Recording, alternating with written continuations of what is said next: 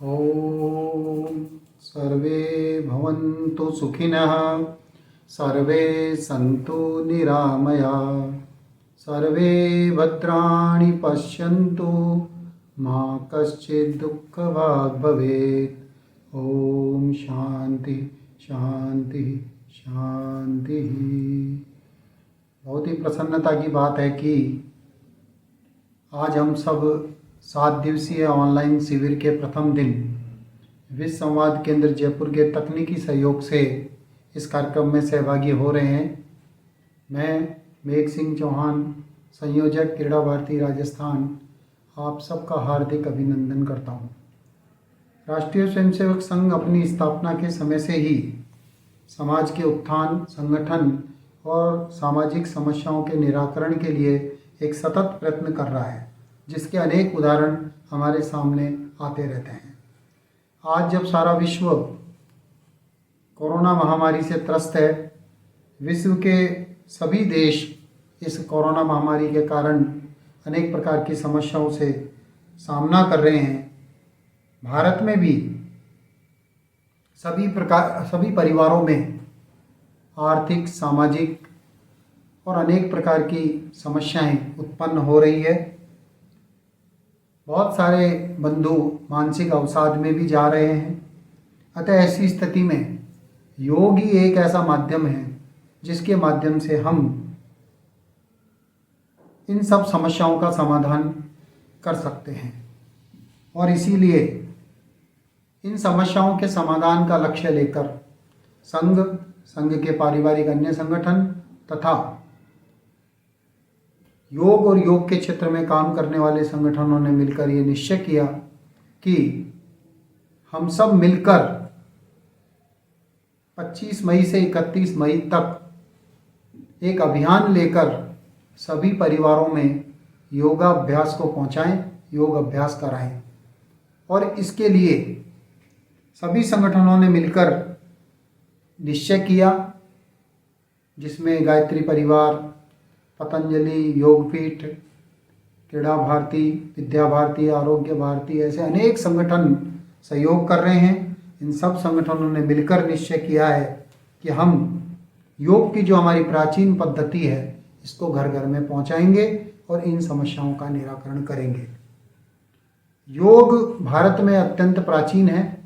इसका वर्णन हमें वेदों में भी मिलता है, उपनिषदों में भी मिलता है और 5000 वर्ष पूर्व स्वयं भगवान कृष्ण ने गीता में भी अनेक प्रकार के योग का वर्णन किया है। योग कर्मसु कौशलम भी कहा है और समत्व योग उच्यते भी कहा है। योग न केवल शारीरिक स्वास्थ्य ठीक होता है, बल्कि इससे मानसिक रोगों का भी निराकरण होता है और आध्यात्मिक उन्नति भी होती है और जन्म जन्मांतर के रोगों से मुक्ति मिल जाती है।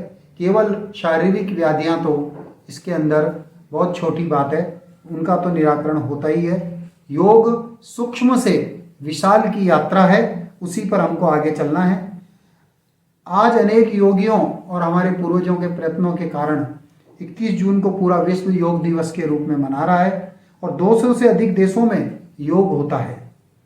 योग करने से पूर्व हम सब अनेक प्रकार के योग आज प्रचलित है, उन सबको करते हैं, किंतु उसमें कुछ सावधानियां, कुछ हमको जागरूकता की आवश्यकता है, कुछ बातों का ध्यान रखने की आवश्यकता है। उनकी ओर ध्यान मैं आपका आकर्षित करना चाहूँगा। अगर हम उन समस्याओं का, उन सावधानियों का अपने जीवन में ध्यान रखेंगे तो हम ठीक से योग कर सकेंगे। वेश सामान्यतः पुरुष कुर्ता पजामा और माताएं बहनें सलवार सूट पहने और ढीले और सूती वस्त्र धारण करें। नीचे दरी बिछाकर या कंबल बिछाकर उस पर योग करें। शौच इत्यादि से निवृत्त होकर खाली पेट योग करें। थकावट, बीमारी और तनाव की स्थिति में योग कभी नहीं करें। अपनी शारीरिक व मानसिक क्षमता के अनुसार ही योग करें। शारीरिक शक्ति का अतिक्रमण नहीं करें। शनै शनै धीरे धीरे रोजाना अभ्यास बढ़ाते हुए आगे बढ़ें। योग अभ्यास से 25-30 मिनट तक स्नान नहीं करें और कोई आहार इत्यादि ग्रहण नहीं करें। घर में दुखद घटना होने पर, बुखार होने पर, तेज जोड़ों में दर्द होने पर या आपका कोई बड़ा ऑपरेशन शल्य क्रिया हुई है तो लगभग 6 मास तक कम से कम योग नहीं करें। आँखों की बीमारी हो तो शीर्षासन और सर्वांगासन से बचें। डायबिटीज, उच्च रक्तचाप इत्यादि बीमारियां हो तो चिकित्सकों की सहायता से, सलाह से ये कार्य करें। महिलाएं अपने प्रसूति काल में, गर्भावस्था में और मासिक धर्म के समय 3 से 4 दिन तक योग नहीं करें। तेज धूप और रात्रि में भी हमको योग करने से बचना चाहिए। जिनको अधिक बीपी रहता है वे कपालभाति नहीं करें अथवा चिकित्सक की सलाह से ही करें। जिनको कमर में दर्द रहता है वे आगे की ओर न झुकें और जिनको हर्निया है वो पीछे की ओर झुकने वाले आसन और व्यायाम नहीं करें। इन सब सामान्य निर्देशों को हम निश्चित रूप से पालना करेंगे तो किसी प्रकार की हमको हानि नहीं होगी।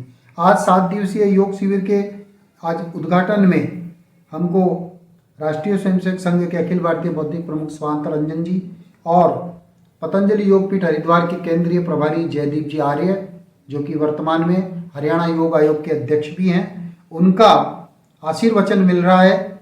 और आज के सत्र में हमको राजस्थान के योग प्रभारी रहे पतंजलि योगपीठ हरिद्वार के श्री कुलभूषण जी बैराठी, उनका सानिध्य मिलेगा। वे हमको आज योग कराएंगे और जो बहुत पुराने योगाभ्यासी हैं, 30 वर्ष से योग अभ्यास कर रहे हैं, पूरे राजस्थान में घूम घूम कर उन्होंने योग कराया है।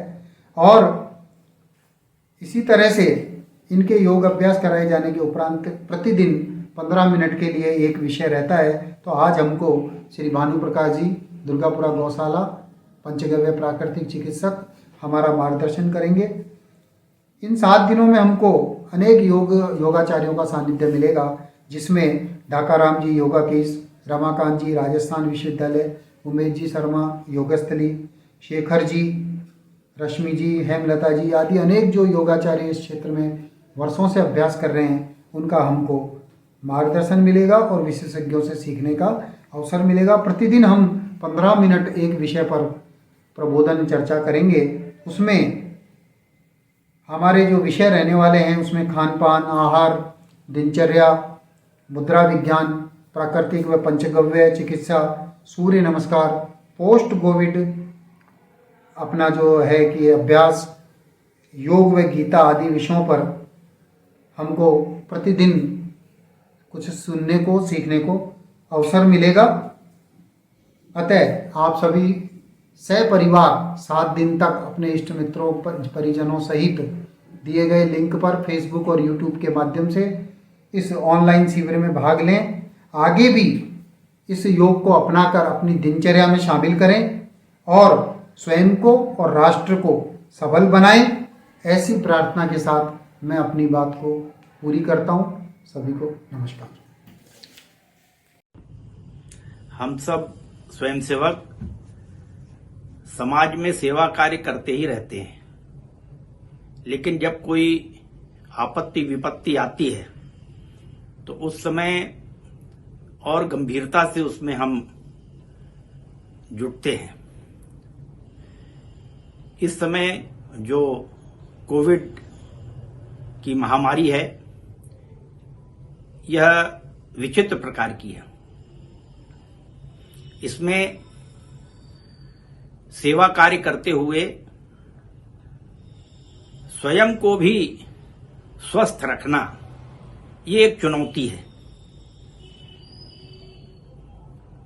अपने हिंदू संस्कृति में जो खान पान, रहन सहन, आचार विचार, व्यवहार, इसका महत्व बताया गया है। इस महामारी में लोगों को उसका महत्व ध्यान में आ रहा है। भगवद गीता में 2 श्लोक बड़े महत्वपूर्ण हैं। पहले श्लोक में भगवान कृष्ण ने बताया कि नात्यश्नतस्तु योगोस्ति न चैकांत मनश्नतः न चाति स्वप्नशीलस्य जागृतो नैव चार्जुन। न तो बहुत अधिक खाने वाला, या बिल्कुल न खाने वाला, या फिर बहुत अधिक सोने वाला, या बहुत अधिक जागने वाला, ये स्वस्थ नहीं रह सकता। इससे योग सिद्ध नहीं हो सकता। अगर हमें स्वस्थ रहना है तो हमें, जो दूसरा श्लोक है उसमें भगवान कहते हैं कि हमें संतुलित व्यवहार करना पड़ेगा। युक्ताहार विहारस्य युक्त चेष्टस्य कर्मसु युक्त स्वप्नावबोधस्य योगो भवति दुःखः। जो संतुलित आहार व्यवहार, संतुलित हमारी दिनचर्या, वह अगर हमारी रही तो हम स्वस्थ रह सकते हैं। और योग केवल शारीरिक ही नहीं है। आसन, प्राणायाम इत्यादि शारीरिक तो है ही, हमारा शरीर स्वस्थ रहता है। हम दीर्घ श्वसन करते हैं, प्राणायाम करते हैं, लेकिन उसके साथ ही साथ हमारा मन भी एकाग्र होता है, हमारा मन भी स्वस्थ होता है, हमारा मन भी ईश्वर से संयुक्त होता है, लगता है। तो जब हमारा मन स्वस्थ रहता है, जब हमारा शरीर स्वस्थ रहता है, तो हमारा जीवन उत्तम होता है और हम प्रसन्न रहते हैं। इसलिए जो 5 दिन योग के माध्यम से हम स्वस्थ रहें,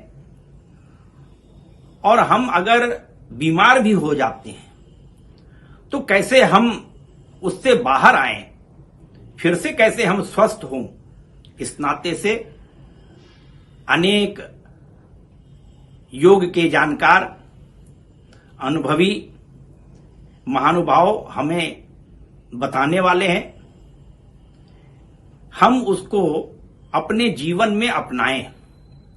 हम जीवन में अपनाएंगे तो हम स्वयं स्वस्थ रहेंगे और समाज भी स्वस्थ रहेगा। धन्यवाद। ओम नमस्ते। आज के इस योग अनुष्ठान में आप सभी भ्राताओं का एवं भगिनियों का हृदय की गहराई से हार्दिक अभिनंदन। भाइयों और बहनों, जैसा कि आप जानते हैं कि पूरा विश्व वर्तमान में एक महामारी के दौर से गुजर रहा है।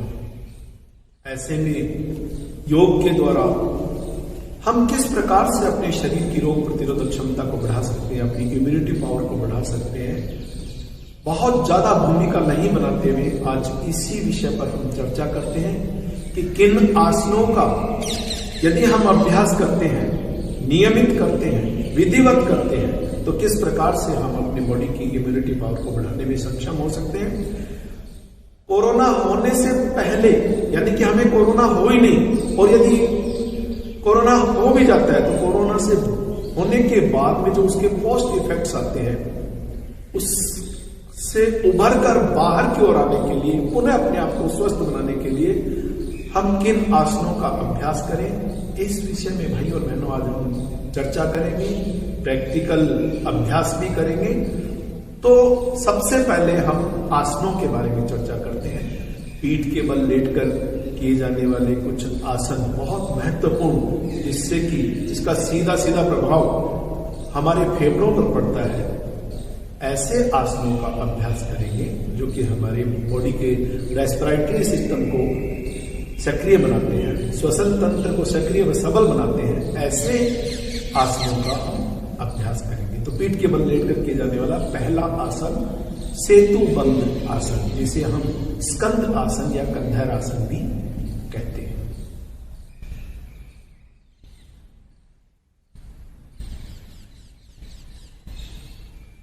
एक बार दोनों पैरों को सीधा कर लेंगे, दोनों पैरों को सीधा कर लेंगे, पीठ के बल इस प्रकार से लेटा जाता है। पीठ के बल लेटने के बाद दोनों पैरों को घुटनों से इस प्रकार से मोड़ेंगे कि पैरों की एड़ियां घुटनों अपने नितंब को स्पर्श करें। दोनों हाथों से दोनों पैरों के टखनों को पकड़ लिया जाता है। श्वास को भरते हुए शरीर के मध्य भाग को ऊपर की ओर उठाते हैं और शरीर की आकृति को सेतु की भांति यानी कि ब्रिज की भांति बना देते हैं। श्वास को अंदर रोकेंगे, एड़ियां नहीं उठाएंगे, कंधों को नहीं उठाएंगे, सिर को नहीं उठाएंगे।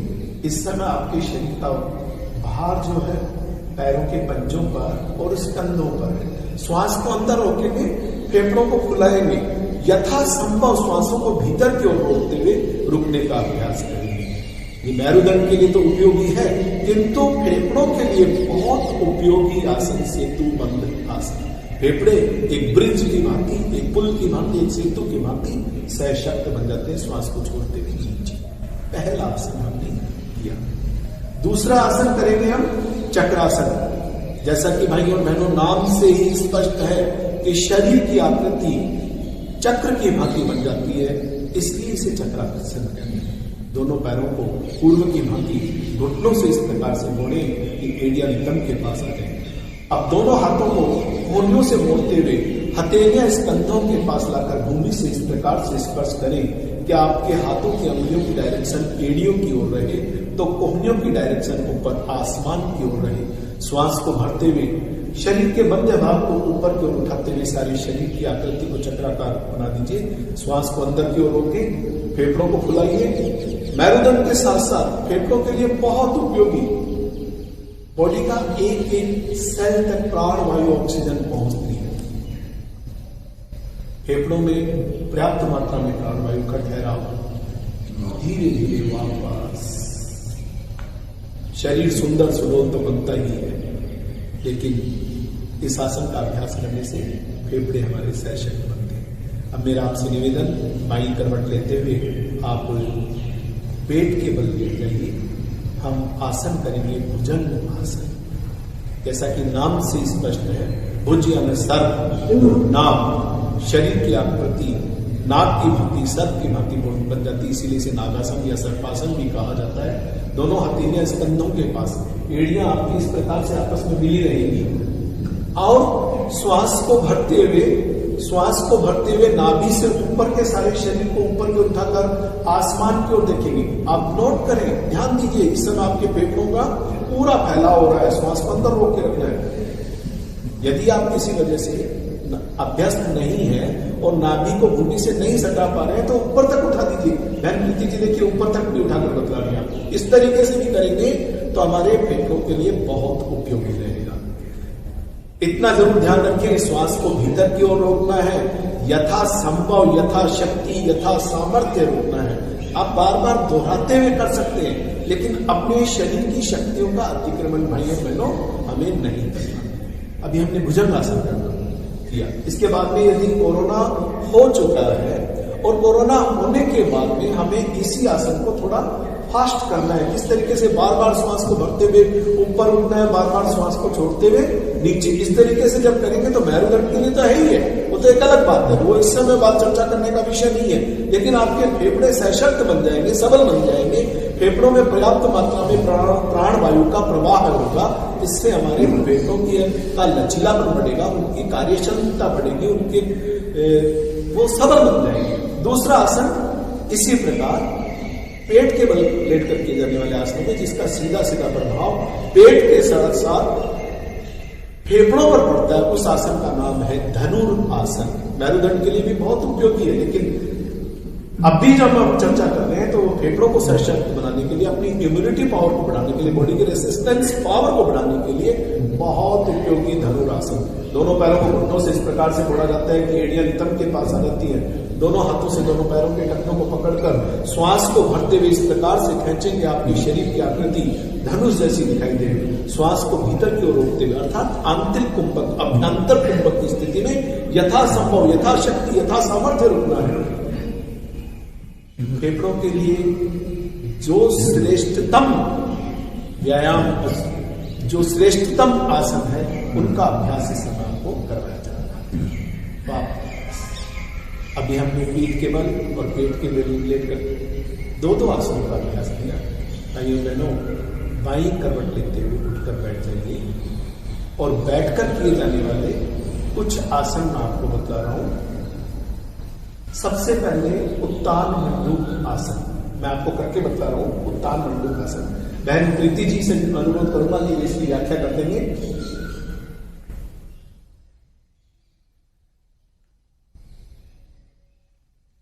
उत्तान मंडूक आसन के लिए सर्वप्रथम तो हमें वज्रासन की स्थिति में बैठना होता है। सबसे पहले हमें वज्रासन में बैठना है। वज्रासन में बैठने के बाद भाइयों बहनों, जितना आप इनको पैरों को, घुटनों को जितना अंतर आपस में एक दूसरे से विपरीत दिशा में फैला सकते हैं उतना फैलाइए। जितना फैला सकते हैं फैलाइए आराम से। नितंब आपके नीचे भूमि से स्पर्श हो जाएंगे। उसके बाद आपको करना क्या है, श्वास को भरते हुए दाएं हाथ को कोहनी से मोड़ते हुए दाएं हाथ की इस हथेली को बाएं स्तंभ के पीछे की ओर लाना है। इसी प्रकार से बाएं हाथ को मोड़ते हुए पीछे की ओर लाना है। लंबा गहरा श्वास जो आपने भीतर की ओर लिया उसे रोकते हुए अपने फेफड़ों का फैलाव करते हुए यथाशक्ति यथासंभव रोकना है। तो आइए एक बार इसका अभ्यास करते हैं।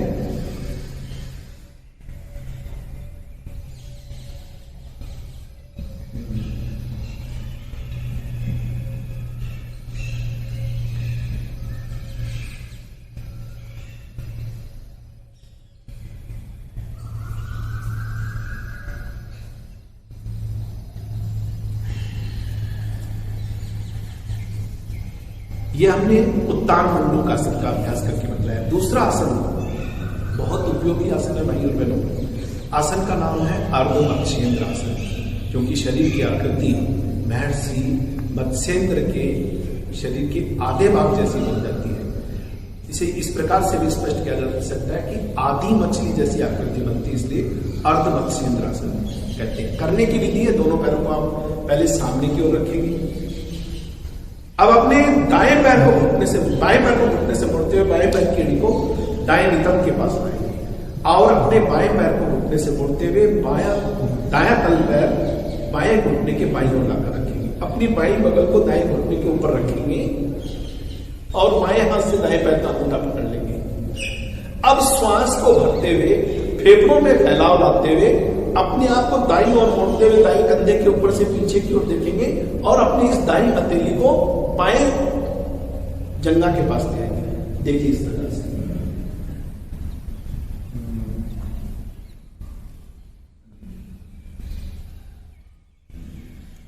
इसी आसन को हम साइड से भी करके बतला देते हैं।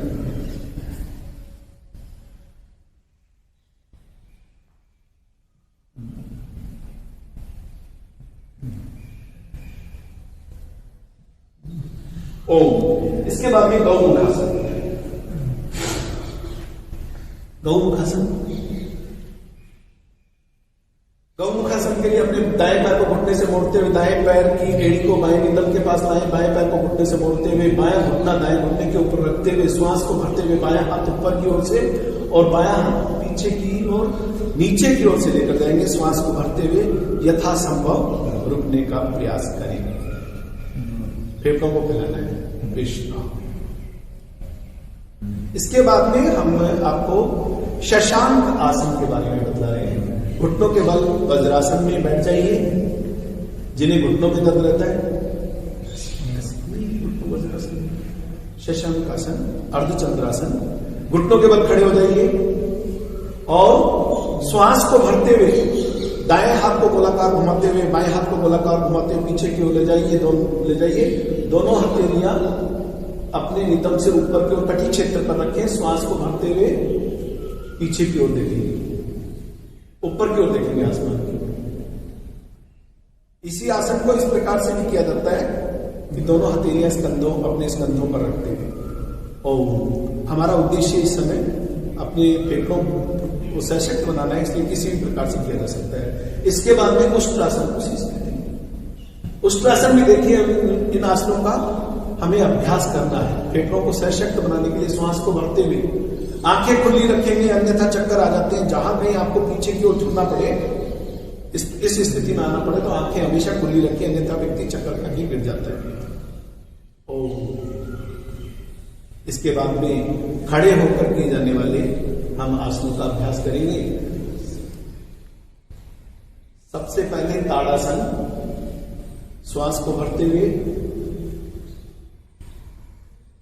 फेफड़ों में भरिए प्राणवायु और अपने शरीर को ऊपर की ओर खींचिए, ऊपर पूरा खींचिए।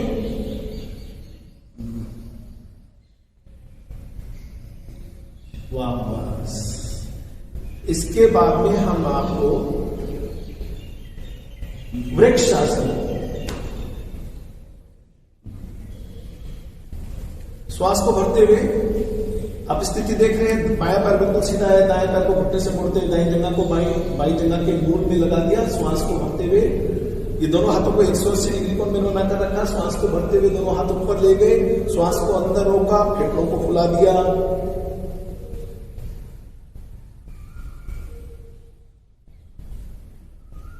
वापस। और अंत में खड़े होकर किए जाने वाले आसनों में त्रिकोणासन मतलब देते हैं आपको। इन आसनों का यदि आप अभ्यास करेंगे तो हमारे फेफड़े सशक्त बनेंगे। पैरों के बीच में 2.5 से 3 फीट तक का अंतर। और सामने देखिए इस प्रकार से पहले राइट हैंड साइड में झुके और श्वास को हम बाहर निकाल दिया। इस समय श्वास को बाहर निकाला।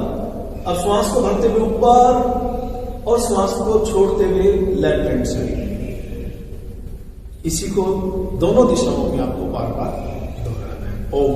बैठ जाइए। अभी अष्टांग योग में चौथी स्थिति, अभी हमने तीसरी स्थिति पर पहले चर्चा की आसन पर, चौथी स्थिति प्राणायाम के बारे में आपको जानकारी देना चाहूंगा। प्राणायाम हमारे शरीर की इम्यूनिटी पावर को, रेसिस्टेंस पावर को, शरीर की रोग प्रतिरोधक क्षमता को बढ़ाने में बहुत ही महत्वपूर्ण साबित होता है।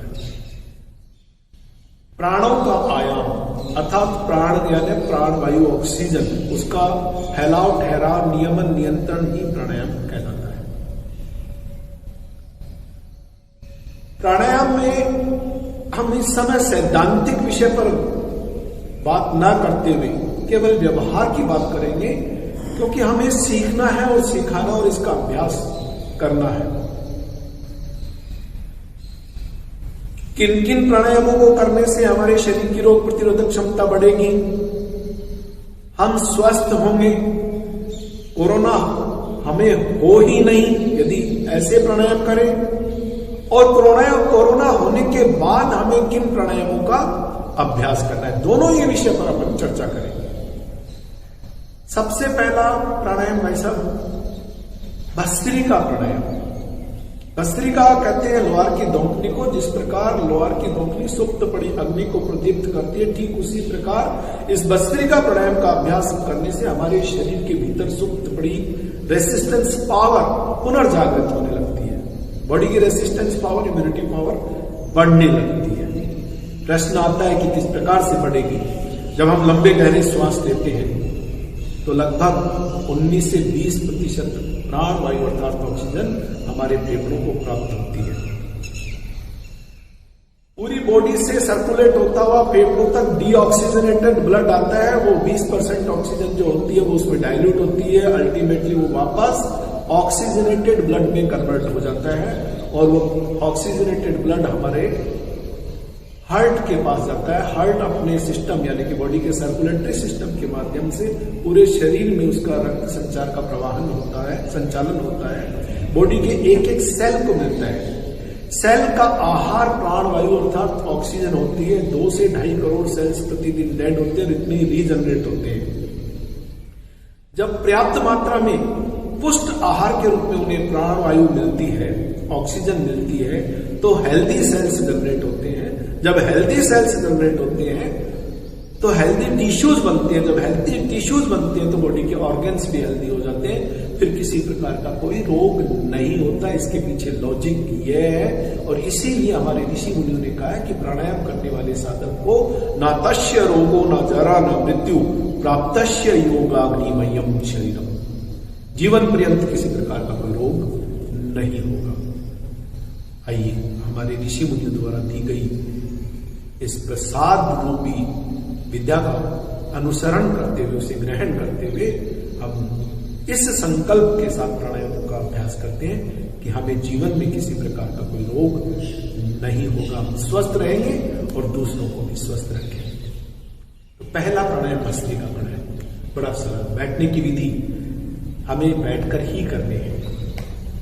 सुखासन, सिद्धासन, वज्रासन, पद्मासन, ज्यादा जटिलताओं में नहीं पड़े। पद्मासन इस प्रकार से लगता है, आप लोग सब लोग जानते हैं, हम पद्मासन में लंबे समय तक बैठ भी सकते हैं।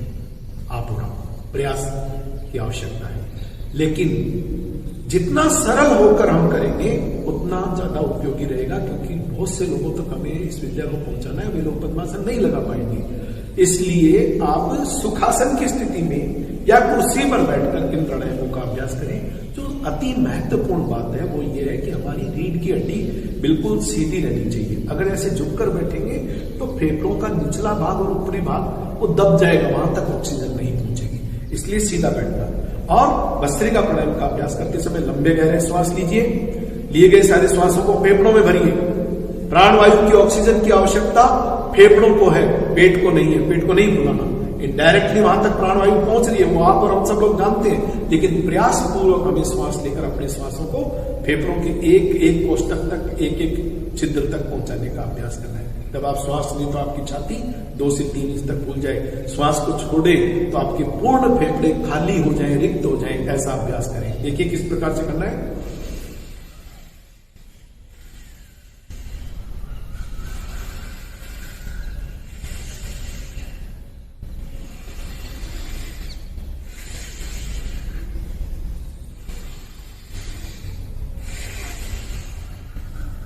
आप लगातार इस प्राणायाम का अभ्यास करें। इस भस्त्रिका प्राणायाम का अभ्यास करने के लिए आपको लंबा गहरा श्वास लेना है, फेफड़ों में भरना है, श्वास को भीतर या बाहर रोकना नहीं है। जितना समय श्वास को भीतर की ओर लेने में लगे उतना समय श्वास को बाहर की ओर छोड़ने में लगना चाहिए। आपका प्रश्न हो सकता है कि सुधी साधक को, एक सामान्य साधक को श्वास लेने में कितना समय लगता है? तो 3 से 8 सेकंड तक का समय श्वास लेने में लगेगा। तो भाई और बहनों, 3 से 8 सेकंड तक का समय हमें श्वास को छोड़ने में लगना है। तो ये हुआ भस्त्रिका प्राणायाम का अभ्यास। आपको प्रतिदिन कम से कम 10 मिनट करना है। और ये चूंकि लॉकडाउन लगा हुआ है, हमारे पास सुबह भी समय और सायकाल भी समय, तो सुबह और शाम दोनों टाइम 10-10 मिनट कीजिए। तो भस्त्रिका प्राणायाम का अभ्यास करने से आपकी बॉडी की इम्यूनिटी पावर बढ़ जाएगी। लंच के 4 घंटे बाद में कर सकते हैं। अगला प्राणायाम कपालभाति प्राणायाम। जैसा कि नाम से स्पष्ट है, कपाल बोलते हैं ललाट को, फोरहेड को, और भाति बोलते हैं तेज, ओज, कांति, आभा, दीप्ति, लावण्य, प्रकाश, ग्लो, ब्राइटनेस, चमक। क्योंकि इस प्राणायाम का अभ्यास करने से साधक के मुखमंडल पर तेज ओज की प्राप्ति होती है। और तेज ओज की प्राप्ति किसे होगी? जो पूर्ण स्वस्थ होगा, जो निरोग होगा, जिसका मन उमंग से भरा होगा, जो प्रफुल्लित होगा, जिसके भीतर ऊर्जा होगी, उसका मुखमंडल चमकेगा। इसलिए ये प्राणायाम हमारे शरीर को बहुत ऊर्जा प्रदान करता है, आरोग्य प्रदान करता है, वो तो है ही है।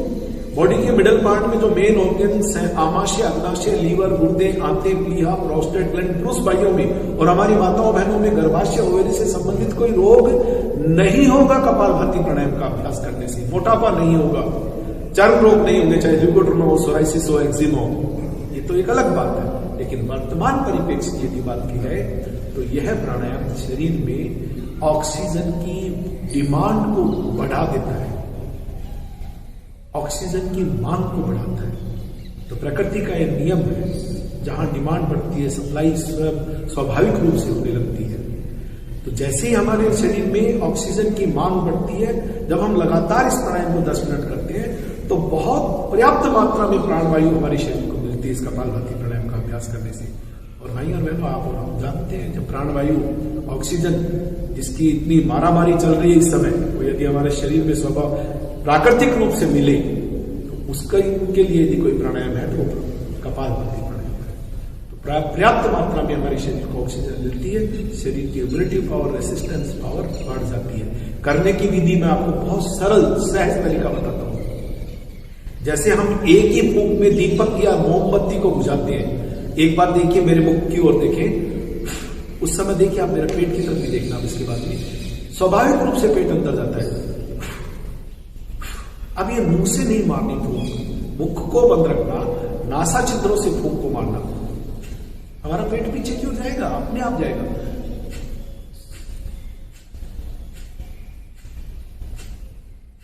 बहुत तेज गति से नहीं करना, मध्यम गति, मध्यम शक्ति का प्रयोग करते हुए करना है।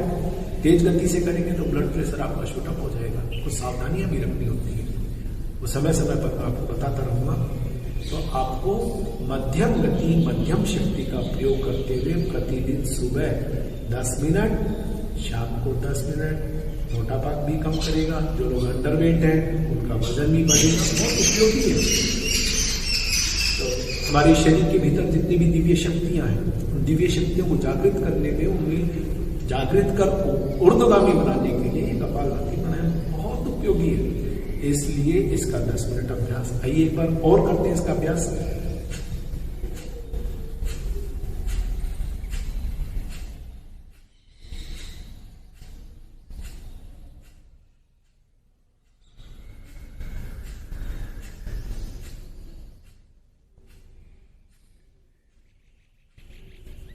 आपको 10 मिनट करना है ना। अब अगला प्राणायाम मैं बता रहा हूं, बहुत उपयोगी प्राणायाम है, बहुत ही उपयोगी प्राणायाम, जिसका नाम है उज्जयी प्राणायाम। देखिए, आप और हम जानते हैं कि गले पर भी कोरोना का प्रभाव होता है, तो गले संबंधी रोगों से मुक्ति पाने के लिए सिंहासन करें, आसन आप लोग सब जानते हैं, और उज्जयी प्राणायाम करें। उज्जयी प्राणायाम को करने के लिए जीभ को उलटकर ऊपर तालू से सटाना है, मुख को बंद रखना है, लंबे खर्राटे या लंबी हिचकी जैसी ध्वनि के साथ लंबा गहरा श्वास लेकर फेफड़ों में भरना है, फेफड़ों को फुलाना है, चिन लॉक कर देना है, यथासंभव रोकना है, जलंधर बंद की स्थिति में रोकना है, यानी कि श्वास को अंदर लेकर चिन लॉक करना। चिन लॉक बोलते हैं ठुड्डी को कंठकूप से, इस स्थान को कंठकूप बोलते हैं, इससे इस प्रकार से स्पर्श करना, श्वास को अंदर रोकना, यानी कि अभ्यंतर कुंभक, आंतरिक कुंभक। फेफड़ों को फैला दे, छाती को फैला दे। यथासंभव रोकने के बाद में राइट नोस्ट्रिल को बंद कर बाएं से श्वास को बाहर क्यों निकाल देंगे। आइए मैं आपको एक बार करके बताता हूं इसका अभ्यास।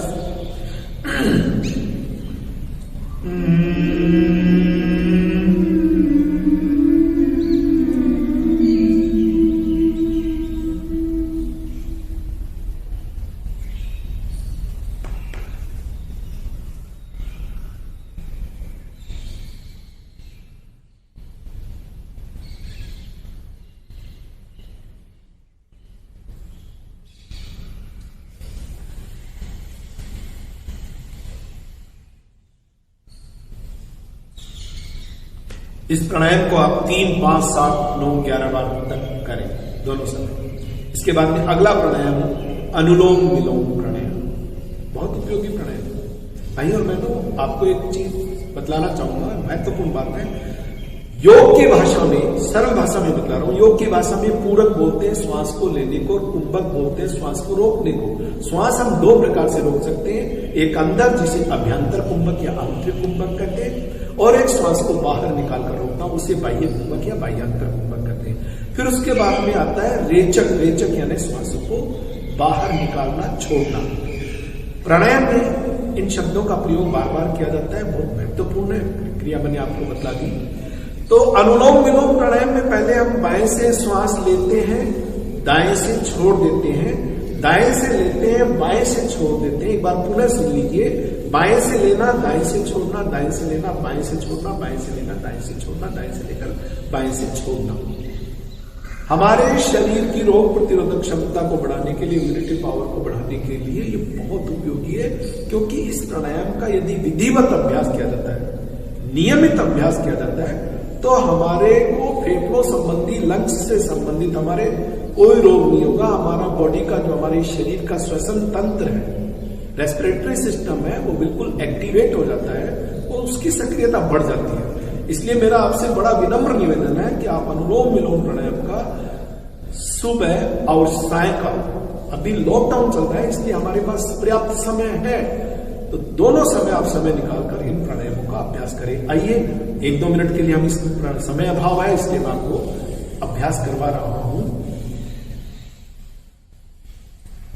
बाएं से श्वास लिया, पूरा श्वास लेकर फेफड़ों में भरने के बाद बाईं नासिका को बंद किया, और हमने दाएं नासा छिद्र से श्वास को बाहर की ओर निकाल दिया, जिसे रेचक कहते हैं। श्वास पूरा बाहर निकालने के बाद, फेफड़ों को पूरा खाली करने के बाद में राइट नोस्ट्रल से इनहेल करेंगे, दाएं से श्वास को अंदर लेंगे।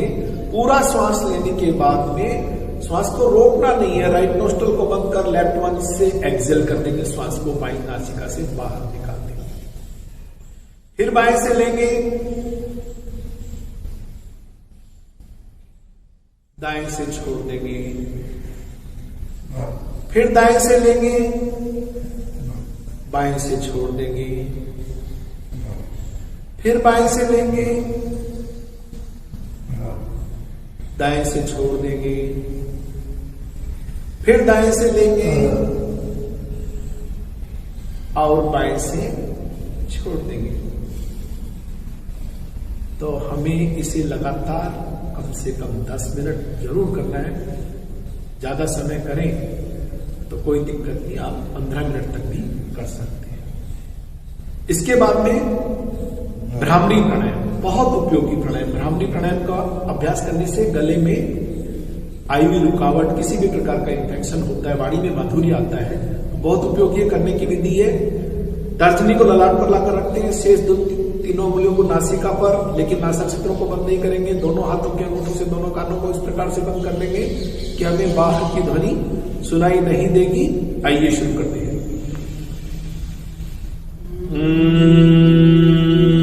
श्वासों को बाहर की ओर छोड़ते हुए ओंकार नाद यानी ध्वनि के साथ करते हैं, मुख को बंद रखते हैं और बहुत उपयोगी आप करते जाइए। अभी चलने देना, बंद मत करना। इसको आपको 3, 5, 7 बार करना है। देखिए कैसी आवाज आएगी।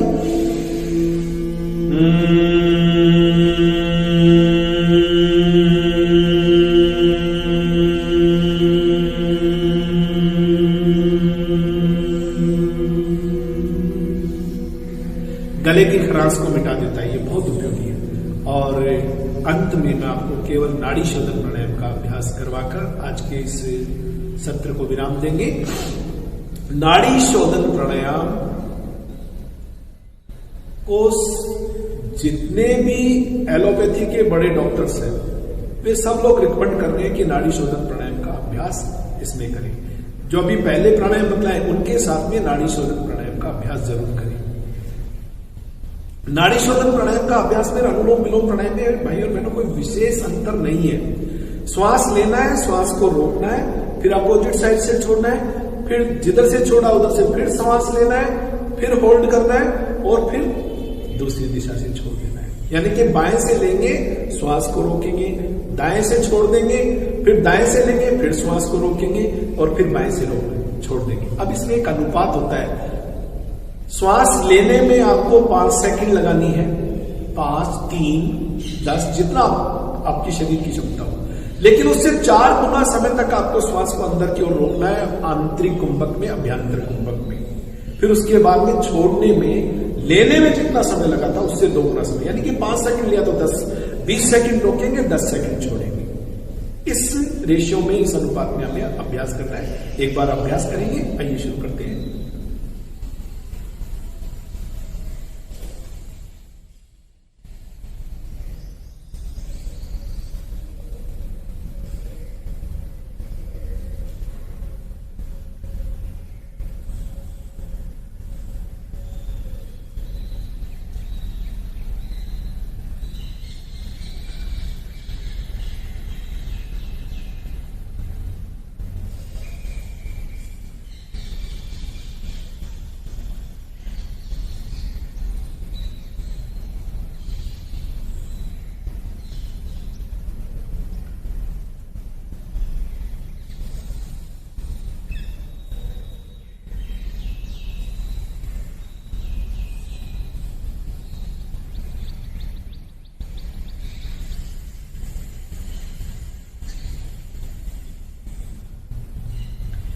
ये नाड़ी शोधन प्राणायाम की एक आवृत्ति हुई, यानी कि एक बार हुआ। इस प्रकार आपको कम से कम 21 बार एक समय में करना है। दोनों समय करेंगे तो आप निश्चित रूप से पूर्ण आरोग्य को प्राप्त करेंगे। आपकी बॉडी की इम्यूनिटी पावर बढ़ेगी, आपके शरीर की रोग प्रतिरोधक क्षमता बढ़ जाएगी।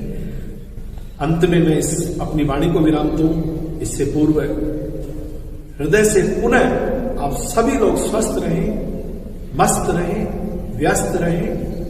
फिर कभी कोई अवसर मिलेगा तो आप लोगों के बीच उपस्थित होऊंगा। यदि किसी का कोई प्रश्न हो तो मेरा मोबाइल नंबर 9414071022 है, 9414071022। आप बिना किसी हिचकिचाहट के आप मेरे से बात कर सकते हैं। आपने मुझे अवसर दिया, इतने धैर्य से सुना, उसके लिए बहुत बहुत साधुवाद, धन्यवाद। जय हिंद, जय भारत, नमस्ते। सभी योग साधकों को प्रणाम। आज हम प्राकृतिक चिकित्सा द्वारा किस प्रकार कोरोना जैसी महामारी के ऊपर हमारी इम्यूनिटी को बढ़ा सकते हैं या पोस्ट कोविड के बाद हम किस तरह से स्वस्थ रह सकते हैं, इस पर चर्चा करेंगे। सर्वप्रथम मैं आपको यह बताना चाह रहा हूं कि प्राकृतिक चिकित्सा है क्या। प्राकृतिक चिकित्सा मिट्टी, पानी, धूप, हवा और आकाश, इन पंच तत्वों से निर्मित यह प्रकृति है और यह शरीर भी हमारा इन्हीं पंच तत्वों से निर्मित है। इन्हीं पंच तत्वों का संतुलन हमारे शरीर में होना आवश्यक है, तभी हम स्वस्थ रह सकते हैं। इसके लिए शास्त्रों में कहा गया है स्वस्मिन् स्थिते इति स्वास्थ्य। जो हमारे शरीर के अंदर, स्वयं के अंदर स्थित है, वही स्वास्थ्य है। और वह क्या है? वह यही पंच तत्व है, मिट्टी, पानी, धूप, हवा और आकाश। इनका संतुलन रखते हैं तो हम स्वस्थ रह सकते हैं। हम अनुचित आहार विहार करते हैं, प्रकृति के सानिध्य में नहीं रहते हैं, प्रकृति से दूर चलते हैं, तो हमें रोग आक्रमण करते हैं। रोगों से जल्दी ही हमारे शरीर में प्रवेश हो जाता है। जितना हम खेतों में रहेंगे, जितना हम प्रकृति के सानिध्य में रहेंगे, हम मिट्टी का, धूप का, हवा का, पानी का स्वतंत्र रूप से हम इस्तेमाल करते रहते हैं, तो हमारी इम्यूनिटी बढ़ती रहती है।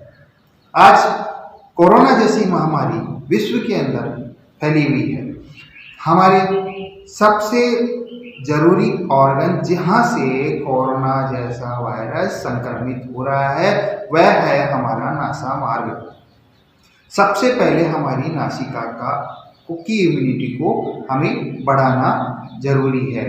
इसमें हमें हमारी नासिका के लिए जो प्राकृतिक चिकित्सा में विभिन्न प्रकार के प्रकल्प बताए गए हैं, उनमें जल नीति, रबर नीति, सूत्र नीति क्रियाएं हैं, जिसके द्वारा हम हमारी शरीर की नाक की इम्यूनिटी को बढ़ा सकते हैं, वहाँ के विजातीय द्रव्यों का निष्कासन कर सकते हैं। प्राकृतिक चिकित्सा में यही बताया गया है कि विजातीय द्रव्यों का निष्कासन करते रहो, चाहे वह किसी भी शरीर के किसी भी ऑर्गन में हो, चाहे हमारे फेफड़े में हो, चाहे लीवर में हो, चाहे पेट में हो, किसी भी ऑर्गन में हमारे विजातीय द्रव्यों का संक्रमण हो, तो सभी रोग एक हैं, उनका कारण एक है और उनकी चिकित्सा भी एक है। प्राकृतिक चिकित्सा में कहा गया है कि रोग किसी भी ऑर्गन में समाहित हो, शरीर का शोधन संपूर्ण करते रहना चाहिए, जिससे रोग अफेक्टेड नहीं हो, रोग से किसी भी कीटाणु से, किसी भी वायरस से हम अफेक्टेड नहीं होंगे। इसके लिए हमें विभिन्न प्रकल्पों का इस्तेमाल करते रहना चाहिए। रोग वहीं होगा जहाँ, जैसे मान लीजिए कोई हमारा कमरा है, कमरे के अंदर कोई गंदगी है, और तो गंदगी वाले स्थान पर ही कोई कीटाणु पैदा होगा या फंगस पैदा होगा। आज काला फंगस जैसी बीमारी संपूर्ण विश्व में हो रही है, कारण यही है कि वहाँ गंदगी के ढेर में ही फंगस पैदा होता है, नमी वाले स्थान पर ही फंगस पैदा होता है। तो कमरे में अगर अगर हम उस कमरे की सफाई करते रहेंगे तो वहाँ गंदगी का ढेर नहीं होगा, लेकिन अगर वहाँ गंदगी का ढेर अगर कई समय तक रहेगा तो धीरे धीरे धीरे वहाँ पर कीटाणु पैदा होगा, वायरस पैदा होगा। इसी तरह से हमारे शरीर के ये फेफड़े भी एक तरीके से दो चैम्बर हैं, दो कमरे हैं, और अगर हमने धीरे धीरे वहाँ पर कफ का, म्यूकस का आच्छादन होता रहेगा तो वहाँ पर धीरे धीरे नमी पैदा रहेगी और नमी वाले स्थान पर ही कोरोना जैसा वायरस या काला फंगस पैदा हो रहा है। अब वहाँ उस म्यूकस को, उस कफ को हमने अगर निकाल दिया तो हम स्वस्थ हैं, ठीक है। अगर लेकिन वो म्यूकस अंदर ही अंदर रहेगा, ठीक है ना, तो वह हमारे शरीर को तकलीफ देगा, ठीक है। अगर उसको हमने सुखा दिया, किसी भी प्रकार की औषधियां लेकर, दवाइयां लेकर हमने उसको अंदर ही सुखा दिया तो वह वायरस भी अंदर रह गया और वो गंदगी का ढेर भी अंदर है। तो प्राकृतिक चिकित्सा यही कहती है कि उसको अंदर मत दबाओ, अगर दबा दिया तो तीव्र रोग जीर्ण रोग में कन्वर्ट हो जाएंगे। तो ऐसी स्थिति में हमें उस जो गंदगी के ढेर को निकालना है, उस कमरे के अंदर की गंदगी को सफाई कर देंगे तो कीटाणु नहीं होंगे। इसी तरह हमारे चैम्बर की सफाई कर देंगे या नासिका के अंदर की सफाई कर देंगे तो गंदगी का ढेर नहीं होगा और कीटाणु या वायरस जैसा संक्रमण हमारे शरीर में प्रवेश ही नहीं करेगा। तो यही प्राकृतिक चिकित्सा का सिद्धांत है कि सफाई करते रहो, सफाई करते रहेंगे तो गंदगी नहीं होगी, गंदगी वायरस या कीटाणु संक्रमण नहीं होगा। इसलिए यह जो प्राकृतिक चिकित्सा के विभिन्न प्रकल्प बताए गए हैं उनमें जल नीति, रबर नीति, सूत्र नीति, नस्य कर्म, स्टीम इनहेल करना, गर्म पानी की भाप को सुनना, तो ये तरीके बताए गए। जल नीति के लिए हम काग आसन में बैठकर गुनगुने पानी का हम इस्तेमाल कर सकते हैं। गुनगुने पानी में नमक डाल करके हम उस जल नीति को नासिका के अग्रभाग में, नासिका के छेद में हम लगाते हैं और दूसरी नासिका से हम गुनगुना पानी निकालते हैं, मुंह से श्वास लेते रहते हैं, जिससे हमें, ठीक है ना, कोई दिक्कत नहीं हो और हमारा जो नासिका में अवरोध है, जो कफ है, वह उससे निकल जाता है, ठीक है। और अंदर नाक में जो हमारी झिल्ली है वह बहुत सेंसिटिव होती है, तो वह जैसा भी डस्ट माइट हुआ, धूल मिट्टी के कारण होते हैं, हमारे घर में किसी प्रकार का छौंक लगता है तो हमारी नाक से छींक आने लगती है और थोड़ी देर में पानी बहने लगता है, क्योंकि ये बहुत सेंसिटिव होती है। इसको मजबूत बनाना होता है। इसको मजबूत बनाने के लिए जल नीति बहुत अच्छा कारगर उपाय है। इस जो अंदर इन्फ्लामेशन हो गया है, सूजन हो गया है, सफाई करनी है तो जल नीति के द्वारा ही यह संभव होता है, ठीक है। इसके बाद हम रबर नीति और सूत्र नीति का प्रयोग करते हैं। अब यदि अंदर किसी का नासा मार्ग अवरोधित है, रुकाव छोटा है या अंदर का मांस बढ़ गया है, हड्डी बढ़ गई है, तो हम रबर नीति, सूत्र नीति के माध्यम से उसको दूर कर सकते हैं। ऐसी समस्या दूर हो जाएगी तो सांस लेने में ऑक्सीजन भरपूर मात्रा में हमारे फेफड़ों में पहुंचेगी। हम कर रहे हैं तरीके, ऑक्सीजन भी कर रहे हैं, कोशिश भी कर रहे हैं, लेकिन हमारा नासा मार्ग अवरोधित है तो हम सबसे पहले नासा मार्ग को हम क्लियर करें, सफाई करें, शोधन करें, वहाँ का इन्फ्लामेशन खत्म हो तो हम हमारी नासिका को मजबूत बना सकते हैं, इम्यूनिटी को डेवलप कर सकते हैं, ठीक है। जल नीति, रबर नीति और सूत्र नीति के माध्यम से। फिर इन क्रियाओं के बाद भस्त्रिका करनी, जल नीति के बाद भस्त्रिका की क्रिया करनी होती है, जिससे कि अंदर यदि कोई पानी का कोई अंश रह गया है तो वह हम निकाल दें, जिससे कि हमारे, नहीं तो सिर में भारीपन रहेगा, ठीक है ना। सिर में भारीपन रहने से फिर अनईजी आपको कंफर्टेबल नहीं लगेगा, इसलिए भस्त्रिका कर लेनी चाहिए। इसके बाद हमें नस्य कर्म करना चाहिए। नस्य का मतलब है कि नाक में गाय का घी डाल लो, किसी सरसों तेल डाल लो, ठीक है। तेल डालने के बाद नाक की हमें मालिश कर लेनी चाहिए, जिससे कि हमारी अंदर की झिल्ली मजबूत रहेगी और स्मूथ रहेगी। ऑक्सीजन भरपूर मात्रा में हमारे नासिका मार्ग से होती भी फेफड़ों तक जाएगी। गर्म पानी की भाप भी हम सूंघ सकते हैं, जिससे कि हमारे अंदर का कफ उत्क्लेशन होगा। गर्म पानी की भाप हमारे फेफड़ों तक जाती है। इसके लिए हम गर्म पानी की भाप ले सकते हैं। उसमें तुलसा जी है, नीलगिरी के पत्ते हैं, अजवाइन है, जावित्री है, जायफल है, लौंग है।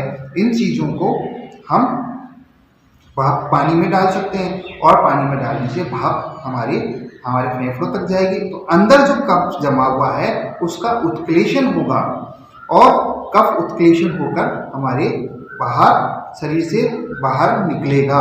इसलिए जो अंदर जमा हुआ है कफ है उसको निकालने का हमें उपकरण का प्रयोग करना चाहिए। इसके लिए हम और भी अगर तब भी नहीं निकले तो गौमूत्र के अंदर हम यह जावित्री, जायफल, लौंग, दालचीनी, तुलसी के पत्ते, नीलगिरी के पत्ते, अजवाइन और हल्दी डाल करके हम उसकी गर्म भाप ले सकते हैं। लेकिन हमें ये ध्यान रखना आवश्यक है कि आँखों को बचा के रखना है, चेहरे को बचा के रखना है, केवल नाक से ही भाप हमारे फेफड़ों तक जाए। तो और हमारे वहाँ जो हमारे फेफड़ों में कफ है उसका हम निष्कासन कर सकते हैं। तो यह भाप की क्रिया है। इसके बाद हम कर सकते हैं कुंजल की क्रिया, या हम पहले भी इसकी कुंजल की क्रिया कर सकते हैं। कुंजल गर्म गुनगुना पानी लिया और गुनगुना पानी लेकर के हम काग आसन में बैठकर ही उसमें नमक मिला हुआ पानी हो, नींबू भी हम ऐड कर सकते हैं और हम उकड़ू बैठकर काग आसन में बैठकर 7-8 गिलास एक ही सांस में, मतलब जल्दी जल्दी पीना है, फटाफट पानी पीना है। और उस पानी जब तक पानी वापस गले तक नहीं भर जाए या वापस नहीं निकलने लग जाए तब तक हमें वो पानी पीना होता है। और जैसे ही गले तक वापस उल्टी आने लगे तो हमें हमारी मध्य उंगलियों को लेकर और गले के अंत तक उसको छुआना होता है और जीभ को दबाना होता है और पेट को दूसरे हाथ से दबाना होता है। तो अंदर जो इस हमारे आमाशय में या गले में अवरोधित किसी भी प्रकार का कफ है वो निकलकर बाहर आता है, तो हमारा गला साफ होता है। ठीक है, इस तरह से हमारा ये आमाशय का भी क्लींजिंग हो गई और हमारे गले की भी सफाई हो गई। इन क्रियाओं को करने से हमारा शरीर का शोधन होता है। यहाँ हमारे फेफड़ों से संबंधित क्रियाएं हैं। इसके अलावा हमें फेफड़ों के लिए हम पोटली का स्वेदन कर सकते हैं। हम जहाँ हमारे फेफड़े हैं वहाँ पर हम एक पोटली, झीने कपड़े के पोटली बनाते हैं, उसमें अजवाइन और नमक हम थोड़ा सेक तवे के ऊपर रखें और उसको गरम को पोटली में बनाई और हमारे फेफड़ों के ऊपर हम उस पोटली से हम सेक करते हैं। सेक करने से क्या होता है कि अंदर जो जमा हुआ कफ है, लेकिन हृदय प्रदेश को बचाकर करना होता है, इस बात का ध्यान रखना होता है। उस स्वेदन की क्रिया से अंदर जो कफ जमा हुआ है वह उत्क्लेशन होगा। या हम चावल और मैदा को पानी में या दूध में उबालकर उसकी पोटली बनाकर और उससे भी हम हमारी छाती के ऊपर हम स्वेदन की क्रिया कर सकते हैं। तो अंदर जो कफ है वो वहाँ से स्टिमुलेट होगा और स्टिमुलेट होकर बाहर निकलने के लिए प्रेरित होगा, और अगर अंदर से बाहर निकल गया तो आप स्वस्थ हो गए। ठीक है, इसके बाद हम छाती की लपेट बांधते हैं। ठीक है, छाती की लपेट भी इसीलिए बांधी जाती है कि वो वापस पीछे की तरफ नहीं आए और उत्क्लेशन उसका हो जाए। तो इन क्रियाओं के द्वारा हम प्राकृतिक चिकित्सा के द्वारा उपचार कर सकते हैं। ठीक है, मतलब हमारे शरीर का, फेफड़ों का शोधन करते हैं। ठीक है, अब देखिए ये तो शोधन की प्रक्रिया बताई। अब हमारे पास कई पेशेंट ऐसे आते हैं जो कोविड का मतलब ट्रीटमेंट ले चुके होते हैं और उनको उसका साइड इफेक्ट मिल रहा है। जैसे कई पेशेंट कह रहे हैं कि घबराहट हो रही है, किसी को पेट में दर्द हो रहा है। अधिकतर ऐसे पेशेंट हैं जिन्हें घबराहट होती है, शरीर में कमजोरी होती है, डाइजेशन जिनका खराब हो गया है। तो ऐसे मरीजों के लिए प्राकृतिक चिकित्सा में सबसे पहले घबराहट के लिए तो हमें पाद स्नान लेना चाहिए। पैरों की मालिश करके और गर्म पानी में पाद स्नान लिया जाए तो उनसे उनकी घबराहट खत्म हो जाती है। ठीक है, गरम ठंडा पाद स्नान लें। 5 मिनट गरम, 3 मिनट ठंडा, 5 मिनट गरम, 3 मिनट ठंडा, 5 मिनट गरम, 3 मिनट ठंडा। ठीक है, घुटने से नीचे हम बाल्टी में पानी रख के और उसका सेक कर सकते हैं। उससे पहले अगर मालिश कर लें तो और भी अच्छा है। पैरों की मालिश करके और पाद स्नान करें और फिर पैरों की लपेट लेकर हम सो जाएं तो हमारी घबराहट काफ़ी कुछ दूर हो जाती है। यह क्रिया अगर करें, अगर पेट की खराबी है, देखिए क्योंकि बहुत एंटीबायोटिक और स्टेरॉइड दवाओं का प्रयोग किया गया है और उसके कारण निश्चित रूप से पेट तो खराब होना ही होना है, तो ऐसे में मिट्टी पट्टी बहुत अच्छा उपयोगी है। एनिमा लें, मिट्टी पट्टी लें, ठीक है, और कटी स्नान का प्रयोग करें, तो उससे पेट की गर्मी खत्म होगी। जो एंटीबायोटिक की गर्मी है रोग मिली है, उसके जो साइड इफेक्ट मिले हैं वह सब मिट्टी पट्टी से काफ़ी दूर हो जाती है समस्या। उसके बाद कटी स्नान ले लें, कटी स्नान से भी हमारी आंतों की पेट की गर्मी कम होती है, डिटॉक्स होता है। एनिमा ले लेना चाहिए, एनिमा से भी शरीर का डिटॉक्स होता है, ठीक है। तो यह क्रिया हमें करते रहने से हमें काफ़ी लाभ मिलता है। इसके अलावा पंचगव्य का भी उपयोग हम कर सकते हैं। पंचगव्य में जैसे हम गौमूत्र से औषधियों का प्रयोग कर रहे हैं, काफ़ी अच्छे परिणाम हमें मिल रहे हैं, जिसमें गोतीर्थ मतलब जावित्री, जायफल और लौंग के साथ गौमूत्र का अर्क निकाला जाता है और वह गोतीर्थ उसमें बहुत ही उपयोगी है। 2 चम्मच अगर गोतीर्थ का प्रयोग कर लें तो ये भी गौमूत्र भी एक शोधन की क्रिया है। यदि आप देसी गाय का गौमूत्र नियमित रूप से गुनगुना करके उसमें हल्दी डालकर आप खाली पेट ले लें तो वह आपके शरीर को डिटॉक्स करेगा, पेट के अंदर के टॉक्सिन्स को निकालेगा, कफ को स्टिमुलेट करेगा, ठीक है, हमारी आंतों के अंदर की गंदगी को साफ करेगा। तो गौमूत्र चिकित्सा भी आप इस्तेमाल कर सकते हैं, जिससे कि आपके अंदर के टॉक्सिन्स का निष्कासन हो और आपकी इम्यूनिटी को बढ़ाया जा सकता है। तो यह प्राकृतिक चिकित्सा के द्वारा हम कर सकते हैं, हमारी इम्यूनिटी को बढ़ा सकते हैं। इसी के साथ ही सभी को प्रणाम, नमस्कार।